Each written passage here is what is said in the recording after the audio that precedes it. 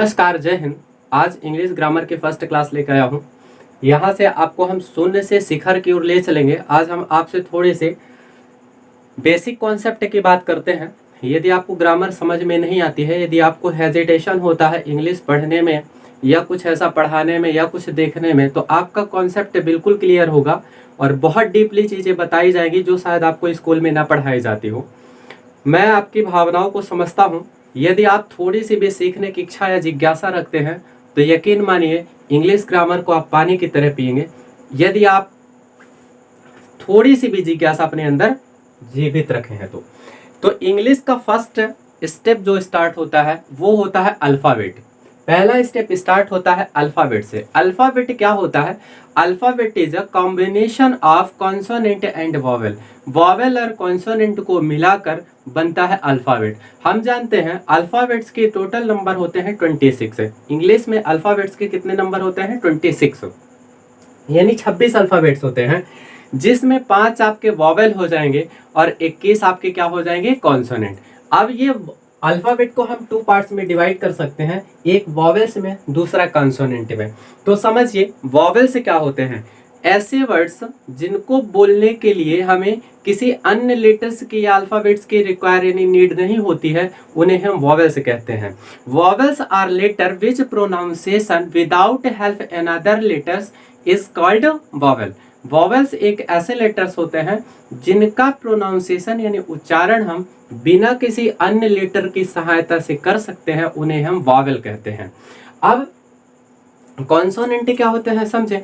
Consonant ऐसे words या letters होते हैं जिनका प्रोनाउंसिएशन हम वॉवेल की हेल्प से करते हैं, ठीक है ना। तो consonants are letter which pronunciation helped by vowels is called consonant. Consonant का प्रोनाउंसिएशन हम किसकी सहायता से कर सकते हैं? वॉवेल से कर सकते हैं, ठीक है ना। तो ये तो हो गई। तो अब देखिए अल्फाबेट क्या होता है? कॉम्बिनेशन ऑफ या collection of vowels and consonant. तो अल्फाबेट के नंबर कितने होते हैं? 26 होते हैं, ये आप जानते हैं। इसके नंबर कितने होते हैं? 26। इसमें आता है वॉवेल्स। वॉवेल्स में कितने होते हैं? 5। कौन कौन से होते हैं? ए, ई, आई, ओ, यू। ये आपको बहुत छोटी क्लास में पढ़ा दिया जाता है। और इसके बाद जो भी बचता है एक्सेप्ट ए, ई, आई, ओ, यानी इसके अलावा जो भी बचता है वो किस में आता है? कॉन्सोनेंट में आता है। अब देखिए अल्फाबेट हो गए 26। अल्फाबेट्स का कॉम्बिनेशन जब हम कर देते हैं तो उससे बन जाता है वर्ड्स। अब वर्ड्स की डेफिनेशन यानी शब्द जो होते हैं, वर्ड्स की डेफिनेशन क्या होती है समझिए।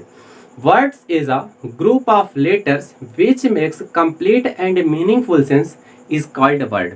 वर्ड एक मतलब लेटर्स का ऐसा कलेक्शन यानी ग्रुप होता है जो एक मीनिंगफुल रिप्रेजेंट करे यानी अर्थ व्यक्त करे और उसका कुछ मीन्स निकले, ठीक है ना। जैसे मान लीजिए हमने लिख दिया राम, ठीक है ना। तो राम तो समझ में आता है एक नाम है, पर यदि हम इसी को लिख दें AMR तो ये क्या समझ में आ रहा है कि इसका मतलब क्या होता है? तो ये तो वर्ड्स है बट ये वर्ड नहीं है। तो देखिए वर्ड्स की डेफिनेशन क्या लिखेंगे आप? Word is a group of letters which makes complete and meaningful sense.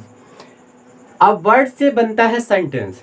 देखिए अल्फाबेट से क्या बना हमारा? वर्ड्स बना, और वर्ड से बनेगा क्या? सेंटेंस।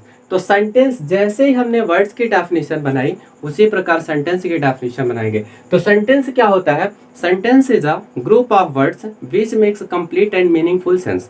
अब ये क्या करता है? Complete and meaningful sense represent करना चाहिए। जैसे एग्जांपल से समझें, आई एम अ बॉय, मैं एक लड़का हूं।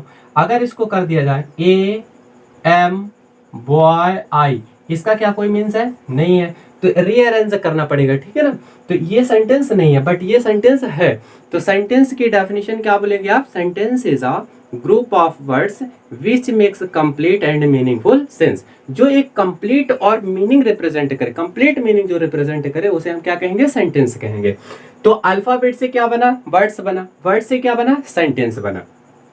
अब देखिए सबसे इंपॉर्टेंट चीज क्या होती है? हम स्टार्ट कर देते हैं कहीं से भी, बट ऐसा नहीं है। हम बड़ी छोटी टॉपिक लेके चलेंगे और बड़े टॉपिक तक पहुंचेंगे, ठीक है ना। तो उसके पहले हम जानेंगे कि पार्ट्स ऑफ स्पीच क्या होता है। सेंटेंस, काइंड्स ऑफ सेंटेंस तो ये तो हम पढ़ेंगे, पर उसके पहले हम जान लें कि पार्ट्स ऑफ स्पीच क्या होता है। देखिए किसी भी सेंटेंस में, दुनिया की कोई भी बुक, कोई भी सेंटेंस आपको मिल जाए, उसमें 8 प्रकार के वर्ड ही यूज होते हैं, उन वर्ड्स को ही हम पार्ट्स ऑफ स्पीच कहते हैं। Any sentence in words use only 8 types that words are called part of speech. ठीक है ना। अब उन सेंटेंस में या उस बुक में वर्ड्स कौन कौन से हों ये तो देखिए, 8 पार्ट्स ऑफ स्पीच होते हैं। डेफिनेशन क्या हो गई, any sentence in words use only 8 types that words are called part of speech. यानी किसी भी सेंटेंस में 8 प्रकार के शब्दों का प्रयोग किया जाता है, इन शब्दों को ही हम पार्ट्स ऑफ स्पीच कहते हैं। अब वो शब्द कौन हो सकते हैं, इसके अलावा संसार में कोई शब्द नहीं मिलेंगे आपको। ठीक है, तो देखिए कौन कौन से, या तो वह हो सकता है नाउन, या तो हो सकता है वह नाउन, नाउन नहीं है तो प्रोनाउन हो सकता है, यदि प्रोनाउन नहीं है तो एडजेक्टिव हो सकता है, एडजेक्टिव नहीं है तो वर्ब हो सकता है, वर्ब नहीं है तो एडवर्ब हो सकता है, एडवर्ब नहीं है तो प्रीपोजिशन, प्रीपोजिशन नहीं तो कंजक्शन, कंजक्शन नहीं तो इंटरजेक्शन। इन 8 के अलावा कोई भी वर्ड्स ऐसा नहीं मिलेगा सेंटेंस में जो इनसे हटके हो। तो पार्ट्स ऑफ आई होप कि समझ गए होंगे आप। Any sentence in words use only 8 types that words are called part of speech. यानी किसी भी सेंटेंस में शब्द 8 प्रकार से यूज होते हैं, उन शब्दों को ही हम पार्ट्स ऑफ स्पीच कहते हैं। और ये कितने प्रकार के होते हैं, 8 प्रकार के होते हैं। Noun, pronoun, adjective, verb, adverb, preposition, conjunction, interjection. 8 parts of speech के नाम बताइए आप। एक बार वीडियो पॉज करिए और काउंट करिए। Noun, pronoun, adjective, verb, adverb, preposition, conjunction, interjection. ठीक है, ये 8 प्रकार के वर्ड्स। अब देखिए इन्हें थोड़ी सी और भाषा में हम समझते हैं थोड़ी सी। नाउन को और हम क्या बोल सकते हैं, noun is a naming word. Generally definition हम पढ़े हैं, noun is the name of any person, place और थिंग। बट पहले समझे आप, नाउन को हम बोल सकते हैं नेमिंग वर्ड। क्यों नेमिंग वर्ड बोल सकते हैं भैया, क्योंकि ये किसी का नाम होता है इसलिए ये नेमिंग वर्ड हो गया। प्रोनाउन होता है सब्स्टिट्यूटिंग वर्ड। सब्स्टिट्यूटिंग इसलिए होता है क्योंकि ये क्या करता है, नाउन के रिपीटेशन को बार बार, जो नाउन आता है उसके रिपीटेशन को रोकने के लिए यूज किया जाता है। एक स्टेपनी होती है जो मेन टायर की जगह यूज की जाती है, उसे हम स्टेपनी बोलते हैं, और स्टेपनी को ही सब्स्टिट्यूटिंग नाउन बोलते हैं। तो क्या होता है, नाउन की जगह जिस शब्द का प्रयोग कर दिया जाता है उसे हम क्या बोलते हैं, प्रोनाउन कहते हैं। ठीक है ना, इसलिए इसे सब्स्टिट्यूटिंग वर्ड कहते हैं। फिर आता है एडजेक्टिव। एडजेक्टिव इसे क्वालिफाइंग, क्या होता है, क्वालिफाई, यानी क्वालिफाई करता है। वो क्या बताता है, क्वालिटी बताता है। कि जैसे Ram is a good boy, तो गुड क्या हो गई, एडजेक्टिव, क्वालिटी बताता है, क्वालिफाई करता है कि ये एक अच्छा है। जैसे he is a better, Ram is better than Shyam, Shyam से अच्छा कौन है, राम। ठीक है ना, तो ये क्या बताता है, क्वालिटी बताता है, यानी उसे क्वालिफाई करता है। तो हम एडजेक्टिव को क्या बोलते हैं, qualifying word. Verb is action, जब हम वर्ब कोई क्रिया करते हैं तो एक्शन होता है ना। अगर हम दौड़ रहे हैं तो हाथ पैर चलेंगे, ठीक है ना, बोल रहे हैं तो मुंह चलेंगे, जीभ चलेगी, यदि हम देख रहे हैं तो आंखें ओपन होगी, आंखें बंद कर रहे हैं, ठीक है ना, तो ये क्या होता है, एक्शन रिप्रेजेंट होता है, इसलिए इसे हम एक्शन वर्ड भी कहते हैं। अब एडवर्ब, एडवर्ब क्या होता है, एक मॉडिफाई वर्ड होता है, ठीक है ना, जो मॉडल को चेंज कर देता है, थोड़ी सी उसमें इंप्रूव कर देता है, उसे हम क्या कहते हैं, मॉडिफाइंग वर्ड। तो एडवर्ब क्या होता है, मॉडिफाइंग वर्ड। जैसे Ram run fast, Ram run fast, Ram क्या करता है, दौड़ता तो है, बट फास्ट जब जुड़ गया तो राम रन्स फास्ट, ठीक है ना, तो राम दौड़ तो रहा है, क्रिया हो रही है, लेकिन अब इसे एडवर्ब बनाना है, तो राम रन्स फास्ट मतलब राम कैसा दौड़ रहा है, तेज दौड़ रहा है, ठीक है ना। तो ये क्या कर दिया, मॉडिफाई। जैसे आप देखे होंगे अच्छी गाड़ी है, उसको एक और मॉडिफाई करके और अच्छी बनाया गया, ठीक है ना, तो क्या होता है, मॉडिफाई करता है, ये क्वालिटी को बढ़ाता है। फिर प्रीपोजिशन, प्रीपोजिशन एक गवर्निंग वर्ड होता है। गवर्निंग वर्ड कैसे समझे, यह किसी वर्ड्स के पहले या पहले आता है। प्री का मतलब पहले, पोजीशन का मतलब स्थित, वर्ड के पहले आता है। और गवर्नमेंट का काम क्या होता है, वो अपना शासन करना, ठीक है ना, गवर्नमेंट हमेशा क्या होती है, आगे चलती है। तो प्री का मतलब पहले, पोजीशन का मतलब स्थित, स्थित के पहले आता है, इसलिए इसे हम प्रीपोजिशन कहते हैं। और जब प्रीपोजिशन होता है तो इसमें ऑनरशिप की कैपेसिटी होती है, ऑनरशिप का काम करने लगता है, इसलिए इसे हम गवर्निंग वर्ड भी कहते हैं। गवर्नर मतलब इसके अधीन काम करता है, ठीक है ना। जैसे the books on the table, on the table, table के पहले कौन सा वर्ड यूज हुआ, ऑन। ऑन क्या करता है, प्रीपोजिशन बताता है, यानी उसकी स्थिति बताता है। तो ऑन पहले आ गया ना, तो अब ऑन द टेबल अगर कोई बोले कि the book on the table, तो आप जाके कहाँ देखोगे, टेबल के नीचे देखोगे कि अगल बगल देखोगे, नहीं ना, टेबल में ही देखोगे। The book on the table बोलेगा कोई तो आप जाके सीधे टेबल में देखोगे, ठीक है ना। तो आपको पता चल गया कि ये इसकी पोजीशन क्या है, कहाँ पर होगी, तो ये क्या कहलाता है, गवर्निंग वर्ड कहलाता है, ठीक है।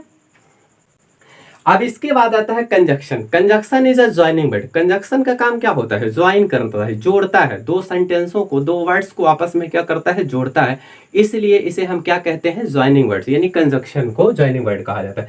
अब इंटरजेक्शन क्या होती है? ये सडन फीलिंग्स होते हुए इमोशंस बताती है। ये इंटरजेक्शन क्या होता है? इमोशंस बताते हैं। इमोशनल है आप, कोई आप खुश हैं, दुखी हैं, कैसे हैं, कैसे हैं। एक मेघदूत रचना है, आप मेघदूत के बारे में सुना होगा, कालिदास की एक रचना है, बहुत ही फेमस रचना है।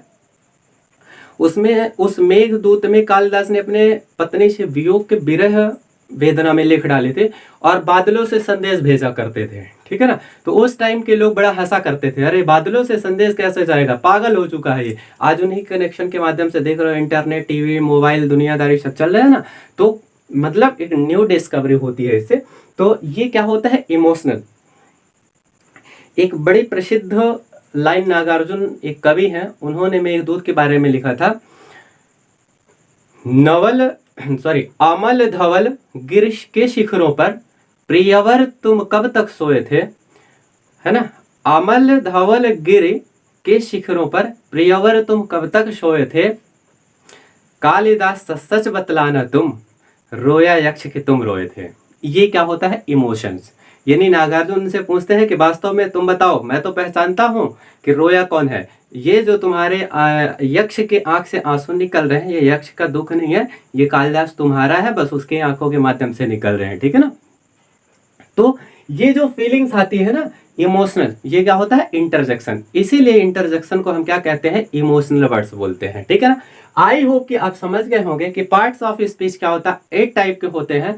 इनको आप वीडियो पॉज करिए और एक बार रिवाइज करिए। Noun, pronoun, adjective, verb, adverb, preposition, conjunction, interjection. Noun को नेमिंग वर्ड बोलते हैं, ठीक है ना। प्रोनाउन को सब्स्टिट्यूटिंग वर्ड बोलते हैं, एडजेक्टिव को क्वालिफाइड वर्ड बोलते हैं, वर्ब को एक्शन, एडवर्ब को मॉडिफाई, प्रीपोजिशन गवर्निंग वर्ड होता है, कंजक्शन ज्वाइनिंग वर्ड होता है, इंटरजेक्शन इमोशनल वर्ड्स होता है, ठीक है ना। आप देखिए, बेसिकली सबसे पहले हम चलते हैं नाउन के बारे में पढ़ेंगे, बहुत डीपली पढ़ेंगे। आपका छोटा सा भी पार्ट कुछ नहीं छूटेगा, बस आप कंटिन्यू वीडियो को देखिएगा। एक एक सेकंड हम समझते हैं कि आपका कितना इंपॉर्टेंट है, इसलिए सबसे पहले हम बात करेंगे नाउन के। नाउन की जनरली डेफिनेशन आपको जब पढ़ाया जाता है तो नाउन के प्रकार सीधे बताया जाता है, काइंड्स ऑफ नाउन ये हो, ऐसा नहीं है। पहले आप समझिए कि वास्तव में नाउन हो कहाँ सकता है। जनरली नाम दे दिया तब तो आप पहचान जाओगे, लेकिन कुछ ऐसे वर्ड्स होते हैं जो दे देता है तो आप थोड़ी सी डाउट में हो जाते हैं, नाउन होगा, प्रोनाउन होगा, वर्ब होगा, एडवर्ब होगा, क्या होगा। लेकिन आज हम आपको वो क्लियरिटी देंगे जिससे आप कहीं भी कभी भी कोई भी वर्ड्स आ जाए आप क्लियर कर लोगे कि ये नाउन है कि वर्ब है, एडवर्ब है, कैसे है, ठीक है ना। तो आज सबसे पहले हम कॉन्सेप्ट करेंगे नाउन के। नाउन की बेसिकली डेफिनेशन जो होती है वो होती है, noun is the name of any person, place और थिंग। किसी व्यक्ति, वस्तु, स्थान के नाम को हम संज्ञा कहते हैं। ये जनरली डेफिनेशन होती है, ठीक है ना। राम आ गया तब तो आप पहचान जाओगे, ठीक है ना। अब अगर पूछ दे रिलेशनशिप, रिलेशनशिप तो कौन सा वर्ड है ये आप नहीं बता पाएंगे, ठीक है ना। हो सकता है कि डाउट हो जाए। तो देखें, नाउन क्या होता है? नेमिंग वर्ड होता है। Noun is the name of any person, place और थिंग। लेकिन कुछ ऐसे कंडीशंस या कुछ ऐसे वर्ड्स होते हैं जो जनरली नाउन होते हैं पर हम उसे क्वालिफाई मतलब आइडेंटिफाई नहीं कर पाते कि वास्तव में नाउन है या नहीं है। तो उसके लिए देखें, पहला शर्त है आर्टिकल ए एंड द के पश्चात अकेले आया शब्द जनरली नाउन होता है। आर्टिकल ए एंड द के बाद अकेले आया शब्द जनरली यानी सामान्यतः नाउन होता है। जैसे let us help the poor, let us help the poor, last में कौन सा वर्ड आया? पुअर। पुअर क्या होगा? नाउन होगा, ठीक है ना। Let us kill the rich, तो द के बाद क्या आया? रिच, तो रिच क्या हो जाएगा? आपका नाउन हो जाएगा, ठीक है ना। तो पहली बात नोट करें, आर्टिकल ए एंड द के पश्चात अकेले आया शब्द सामान्यतः नाउन होता है। दूसरा देखें, यस या ईएस लगाकर बहुवचन बनाए गए शब्द, सारे शब्द नहीं, एक्शन को छोड़कर, वर्ब को छोड़कर, सारे शब्द नहीं, कुछ शब्द जैसे यस या ईएस लगाकर बहुवचन बनाए गए शब्द, जैसे मान लीजिए अप, यूपी अप मीन्स होता है ऊपर, इसमें यस लग गया अप्स, तो ये क्या हो गया? नाउन। डाउन्स, तो डाउन्स क्या हो गया? नाउन। इफ होता है जनरली, इसमें यस लगा देंगे तो ये हो जाएगा नाउन, इप्स। बट होता है जनरली, लेकिन बट में यदि हम एस लगा देंगे तो बट से यानी नाउन हो जाएगा। WHY वाई है, इसमें एस लगा देंगे तो वाइज, ये नाउन हो जाएगा। हाउ है, हाउ में एस लगा देंगे तो ये नाउन हो जाएगा। वर्ब एक अपवाद है क्रिया को छोड़कर, ठीक है ना। तो दो कंडीशन आपको पता चल गई। पहला कंडीशन ये कहता है कि आर्टिकल ए एंड द के पश्चात अकेले आया हुआ शब्द नाउन कहलाता, नाउन होता है। दूसरा यस या यस लगाकर बनाए गए बहुवचन क्या होते हैं, नाउन होते हैं, वर्ब को छोड़कर। जैसे अप, डाउन, ठीक है ना, ये लिखा है। इफ्स, व्हाट्स, वाइज, हाउस, ये शब्द क्या होते हैं, नाउन कहलाते हैं। तीसरा, विभक्तियों में पर से के लिए ऊपर नीचे आगे पीछे पहले बाद, इसके बाद अकेला आया शब्द नाउन होता है। विभक्तियां तो जानते हैं ना, कर्ता ने कर्म को करण से के द्वारा संप्रदान के लिए अपादान से अलग संबंध का के रारे अधिकरण में पे पर। तो हिंदी में पर से के लिए ऊपर नीचे आगे पीछे, अगर इन शब्दों के बाद आफ्टर है, जैसे वो अप है, डाउन है, ठीक है ना, तो ये क्या कहलाते हैं, विभक्ति। ऑन है, ये विभक्ति कहलाते हैं। इनके बाद अकेला आया हुआ शब्द क्या कहलाता है, नाउन। जैसे the books is on the table, pen is on the table, ठीक है ना, he is under the table, तो he is under the table, ठीक है ना। तो जो स्थिति बता रहा है यहाँ पर अकेला आया शब्द, टेबल जो है वो नाउन है, ठीक है ना। He is under, pen is on the table, तो पेन में पेन कहाँ रखी है, टेबल में रखी है, ठीक है ना। तो टेबल क्या हो जाएगा, नाउन हो जाएगा। बात समझ में आ गई। विभक्तियों के बाद अकेले आया हुआ शब्द भी नाउन कहलाता है। फिर देखिए, ये सबसे इंपॉर्टेंट है, जिन शब्दों के अंत में डम, एज, सिप, हुड, मेंट, शन, टाई, एंस, एंस लगा होता है, उन शब्दों को नाउन कहते हैं, या वो शब्द नाउन होते हैं। जैसे देखें, डम लगा है, किंग हो गया, किंग मीन्स राजा, उसमें DOM डम लगा दो तो किंगडम मीन्स हो जाएगा राज्य। राज्य क्या है, एक नाउन है, ठीक है ना। एज, सिप, सिप रिलेशनशिप हो गया, पार्टनरशिप हो गया, हुड चाइल्डहुड हो गया। ये सब शब्द क्या कहलाते हैं, जिन शब्दों के अंत में डम, एज, सिप, हुड, वेंट, सन, टाई, एंस, इंस लगा हो, वो शब्द क्या कहलाते हैं, नाउन होते हैं, ठीक है ना। कर्ता कर्म के रूप में प्रयुक्त होने वाले कुछ शब्द भी क्या होते हैं, सब्जेक्ट, जो करता है, लेकिन यदि वो कर्म के यानी सब्जेक्ट हैं, बट वो क्या किसके फॉर्म में लिखे गए हैं, ऑब्जेक्ट के फॉर्म में लिख दिए गए हैं, तो वो भी क्या कहलाते हैं, नाउन कहलाते हैं। बात समझ में आ गई। कुछ वर्ड्स जो सब्जेक्ट होते हैं रियल में, बट उन्हें ऑब्जेक्ट के फॉर्म में लिख दिया जाता है, वो भी क्या हो जाते हैं, नाउन हो जाते हैं। क्योंकि ऑब्जेक्ट कहाँ आता है, अंत में आता है, लास्ट में आता है। तो ये तो हम पहले पढ़ चुके हैं ना बाबू, कि जो लास्ट में अकेला शब्द आता है उसे हम क्या कहते हैं, नाउन कहते हैं, ठीक है। लेकिन ये कंडीशन लगा दिया है कि किसके बाद आना है, वो ध्यान रखना है अपन को। तो सब्जेक्ट है वास्तव में, बट उन्हें यदि ऑब्जेक्ट फॉर्म में लिख दिया जाता है तो वो क्या कहलाते हैं, सब नाउन कहलाते हैं। अब यहां से हम नाउन को आइडेंटिफाई कर लेंगे। ये 5 कंडीशंस आपको याद रखने होंगे, तभी आप नाउन को आइडेंटिफाई कर पाएंगे। इसके बाद चलते हैं काइंड्स ऑफ नाउन।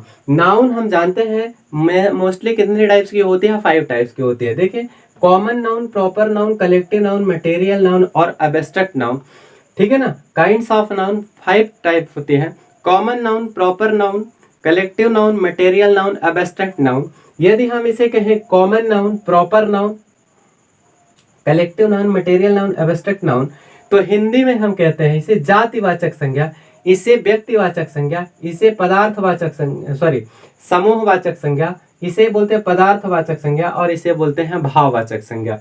तो देखिए, कॉमन नाउन एक जातिवाचक संज्ञा, किसी जाति का बोध होता है, ठीक है। प्रॉपर नाउन यानी व्यक्तिवाचक संज्ञा, किसी का नाम, व्यक्ति विशेष, स्थान विशेष, ठीक है ना, वस्तु विशेष का नाम जब लेते हैं तो वहां पर प्रॉपर नाउन होता है। कलेक्टिव नाउन जब हम ग्रुप में बात करते हैं, पेन्स हो गए, बॉयज हो गए, गर्ल्स हो गए, स्टूडेंट्स हो गए, डॉक्टर्स हो गए, ठीक है। मटेरियल नाउन ऐसे पदार्थ जिनसे कोई नया पदार्थ बन सकता है, उन्हें हम मटेरियल नाउन कहते हैं। जैसे आयरन हो गया, सिल्वर हो गया, गोल्ड हो गया, इनसे नए पदार्थ बन सकते हैं, ठीक है ना। तो ये जनरली होशियार होते हैं बच्चे, वो कह देते हैं pen is a material noun. ये मटेरियल नाउन नहीं है बेटा, पेन से कौन सी नई चीज बना लोगे आप, ऐसा नहीं है, ठीक है ना। ऐसे पदार्थ जिनसे हम नई चीजें बना सकते हैं उन्हें हम मटेरियल नाउन कहते हैं। पेन्स आ गया तो कलेक्टिव नाउन हम कह सकते हैं, ठीक है। अब आगे देखिए एब्स्ट्रैक्ट नाउन, एक भाववाचक संज्ञा जिसे हैप्पीनेस होती है, स्माइल आते हैं, ठीक है ना, या कि एंगर होता है, क्रोध होता है, ये सारी चीजें हैं। कल हम काइंड्स ऑफ नाउन के बारे में डिटेल से पढ़ेंगे कि ये कॉमन नाउन क्या होता है, प्रॉपर नाउन क्या होता है, कलेक्टिव नाउन से कैसे आइडेंटिफाई करना है, ये